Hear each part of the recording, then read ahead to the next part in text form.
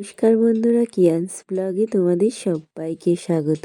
আমি খুব ভালো আছি, আশা করি তোমরা সবাই খুব ভালো আছো। আমার একটু ঠান্ডা লেগেছে বলে তাই গলার ভয়েসটা শুনতে একটু বাজে লাগছে, তোমরা কিছু মনে করো না। কেউ শেষটা আমি একটা চিপস কিনে দিয়েছি, কিছুটা চিপস নিজে খেয়েছে, কিছুটা ওর বাঘাকে খাওয়াচ্ছে। বিছানাময় চিপস গুঁড়ো করেছে। আমি বলছি কী করছিস, না ওর বাঘা চিপস খাচ্ছে। ছেলেটা যত দিন দিন যাচ্ছে তত ওর মাথায় দুষ্টুমি বেশি করে ঘুরছে।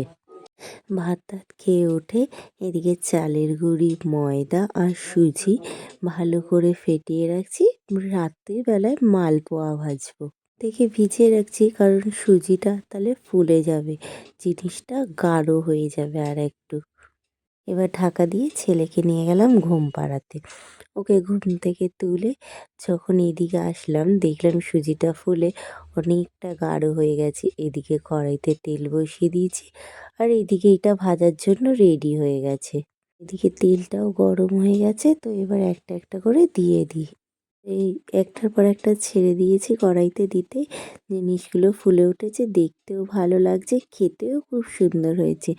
আমাদের পুচকেরা না এইগুলো খেতে খুব ভালোবাসে।